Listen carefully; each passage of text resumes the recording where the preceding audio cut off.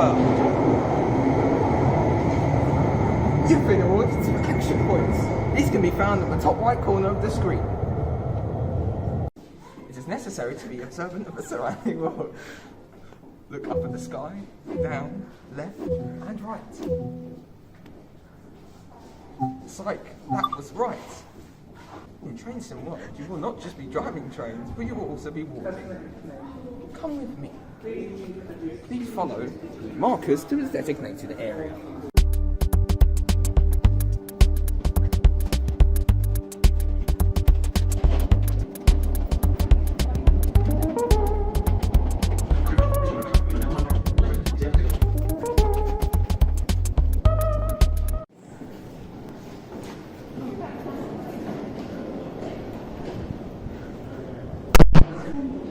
This is one of many interactives we discovered. Well, not all of them will be as easy as this one.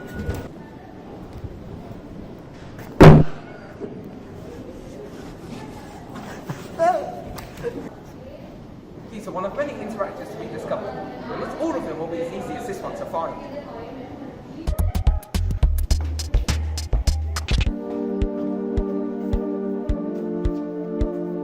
The next train will be coming soon. Please wait for the next train to Queen's Park. Come with me.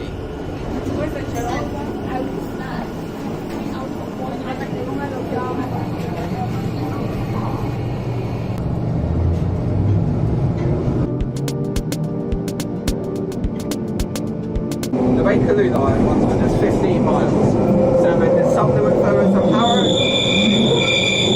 Bakerloo Line runs for just 15 miles, serving the supplement fingers of Harrow, serving Lambeth and other destinations. You are currently riding a 1972 tube stop. These trains are the oldest on the London Underground and were built in 1972, featuring iconic things such as camshafts. The next station is Baker Street, where we film a passenger stop.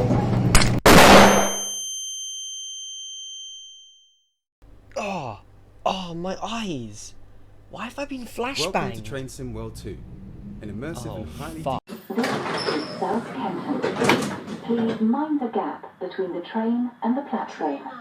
This is a Bakerloo Line train to Elephant and Castle. So, 1 year ago, Train Sim World 2 was released. Fast forward to today, and the game heads to the Epic Games Store.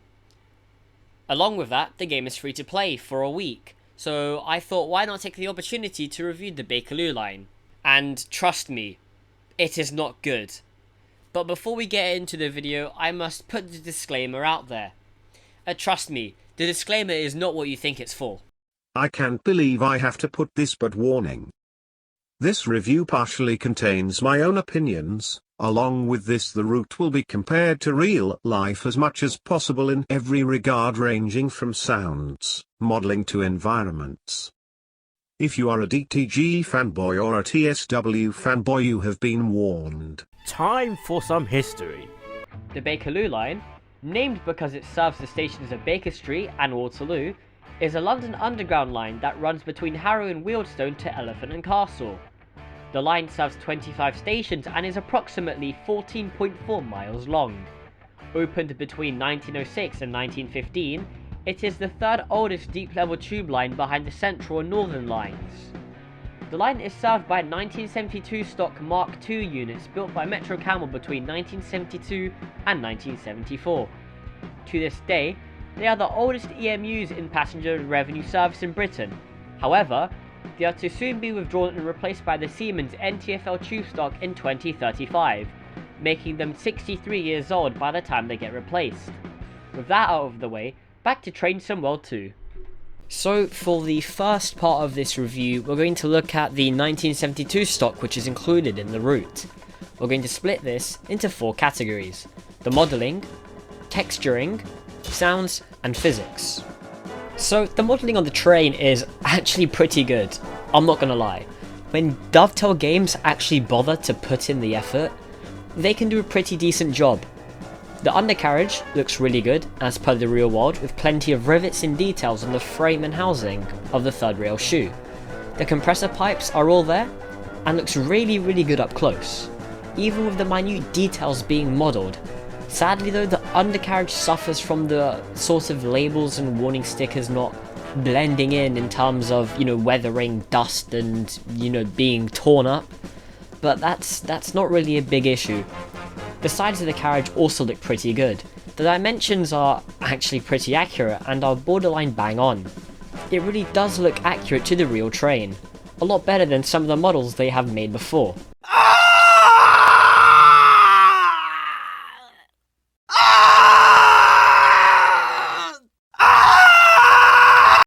The textures as well are really good.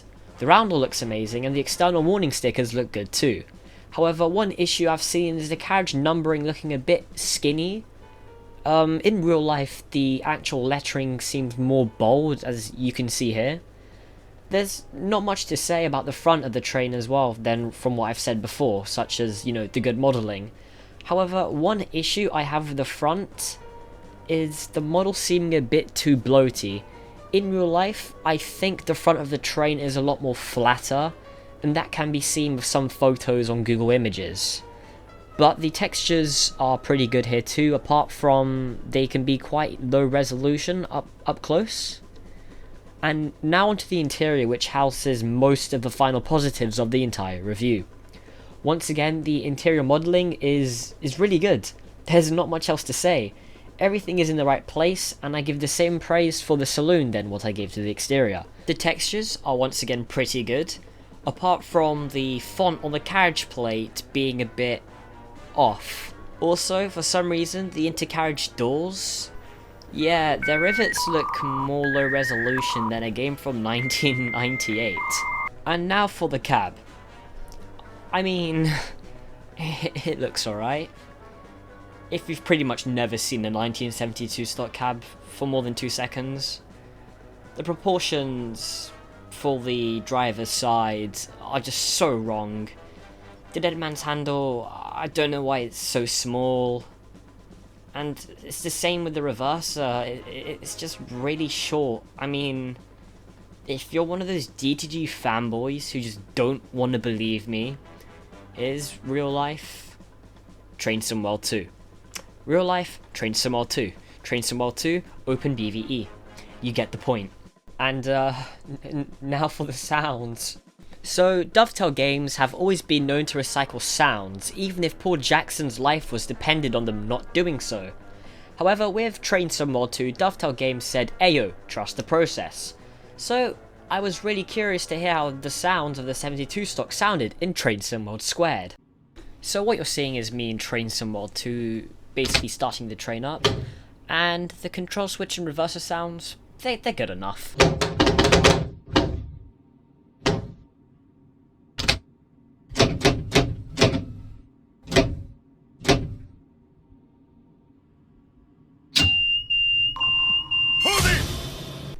So, why is there an alarm that sounds every time I release the dead man's handle?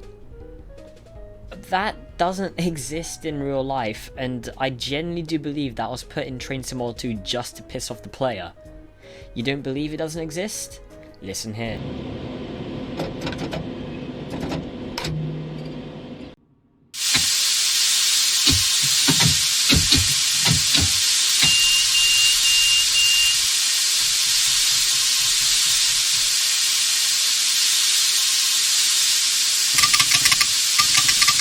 Oh yeah, that reminds me.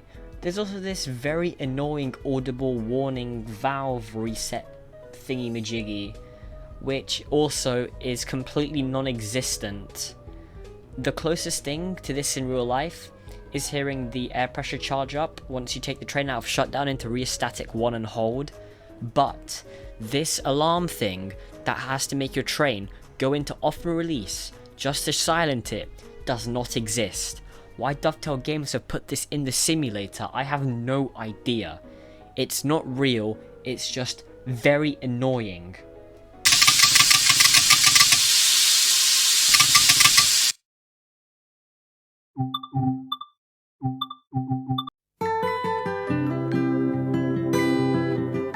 Now with that out of the way, it's time to move on to the motors.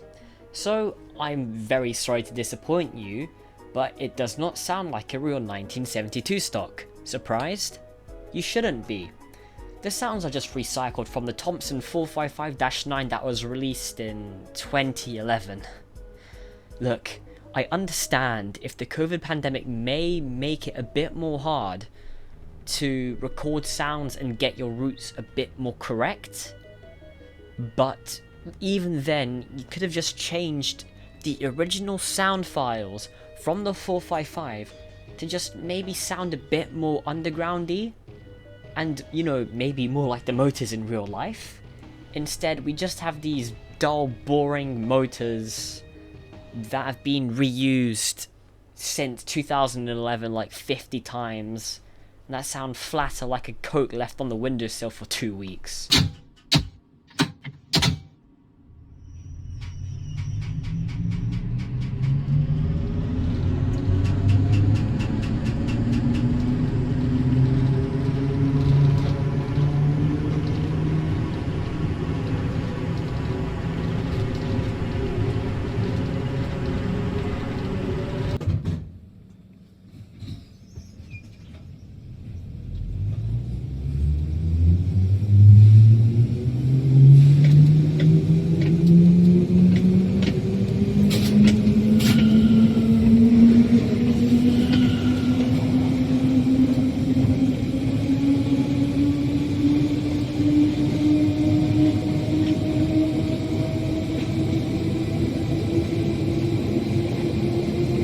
Oh yeah, also, for some reason, the motor sounds emit from the trailer cars. The last time I checked, there are no motors on the trailer cars. You can literally hear the difference in real life in a trailer car and a car with the driving motor.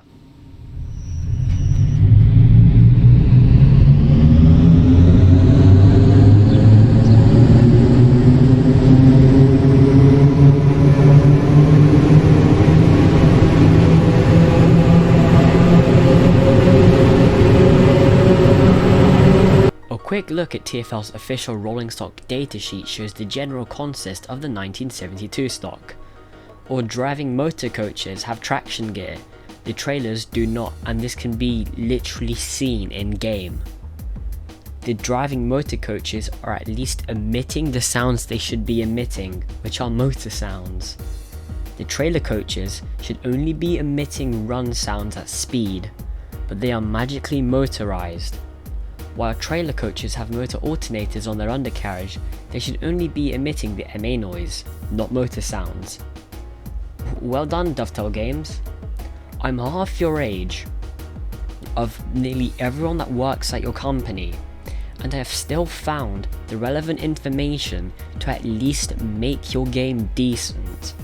Keeping in mind, these guys managed to get access, well, some access to the trains in real life. I mean, come on. Anyways, look, enough about the motors before I commit death. Moving on to some other sounds. The motor alternator sounds, well, they're wrong too. The door open and close sounds,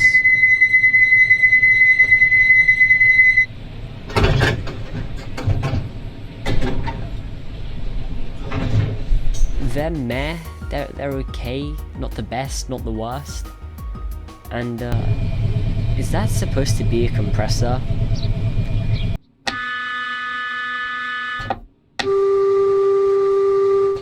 And those whistle loops are just... Why is God dead?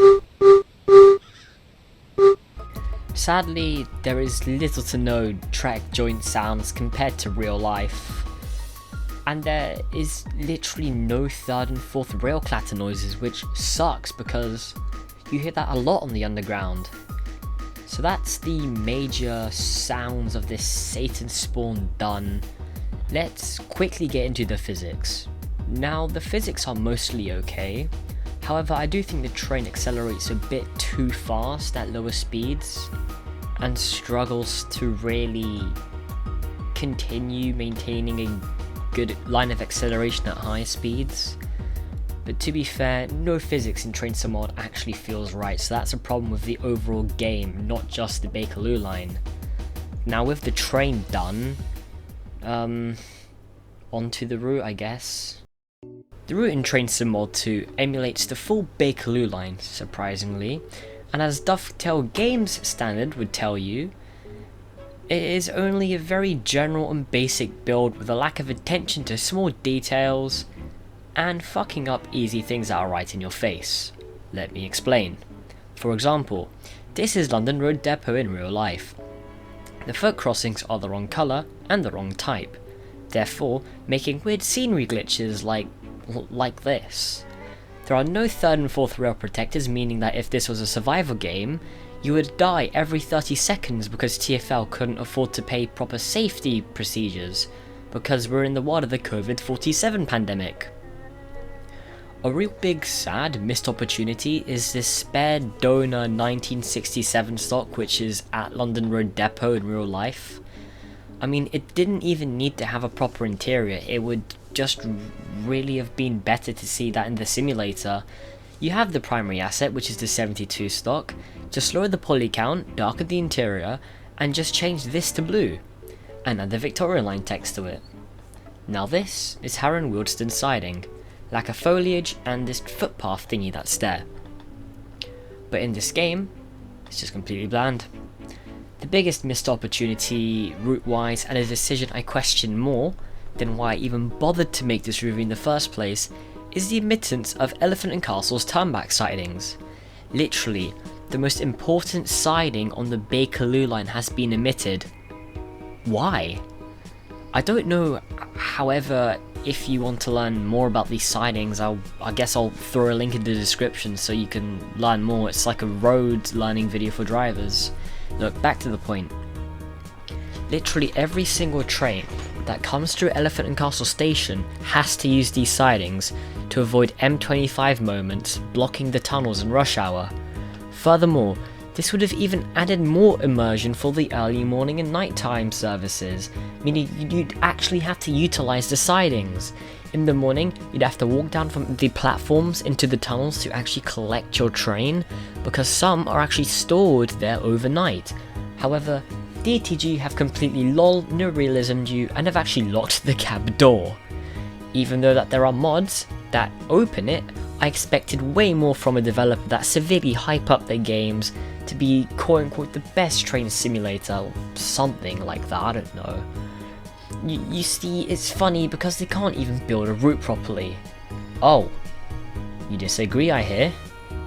Well, why don't we have a look at some of the issues?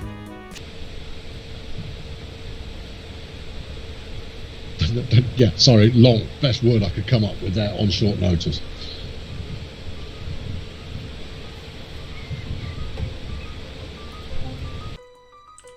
Dude, I can't move. I'm stuck in the fucking train.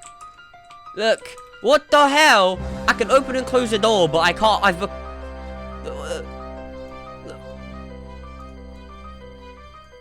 Wait, hang on. Wait. Yeah, that's what. Wait. Oh! Dude! Oh! No. Help! No! Shit! Wait, I can't even get up. I can't. Oh.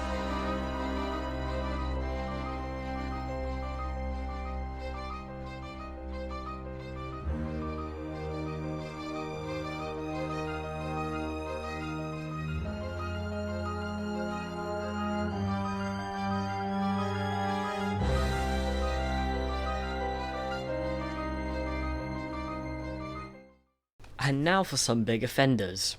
Piccadilly Circus looks completely off and looks like it was done by a man who has the same memory of a goldfish. Just look how off that is compared to real life. I just don't need to speak. Charing Cross Station has its missing murals. There is no tripcock, which is essential. There is no rollback protection, which is essential. There is a distinct lack of LUNR boundary signs at Queen's Park. There is literally no AI on the West Coast main line. Why? And there are no information about the interchanges. There's just this connector blob, What, did all the lines copyright each other?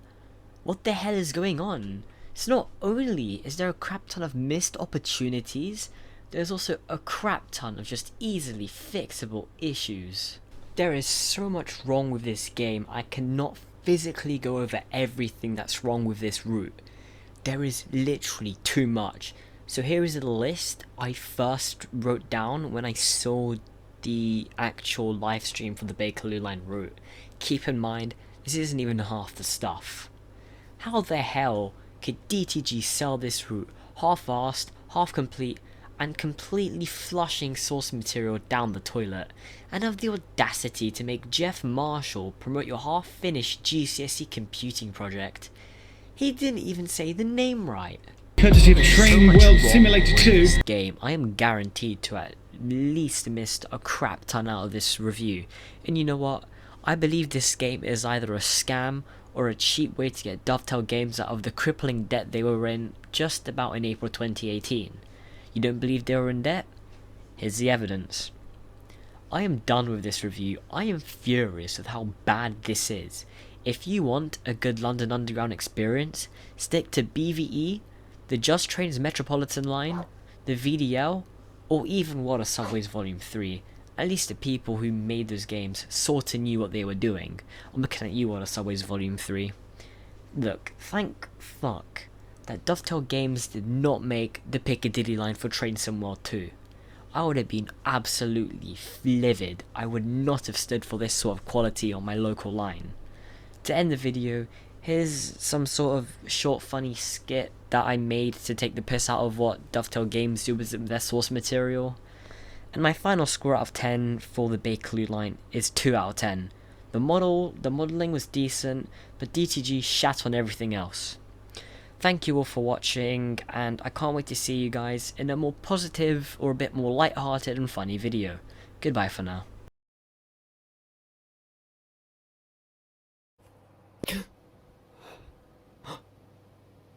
Shush!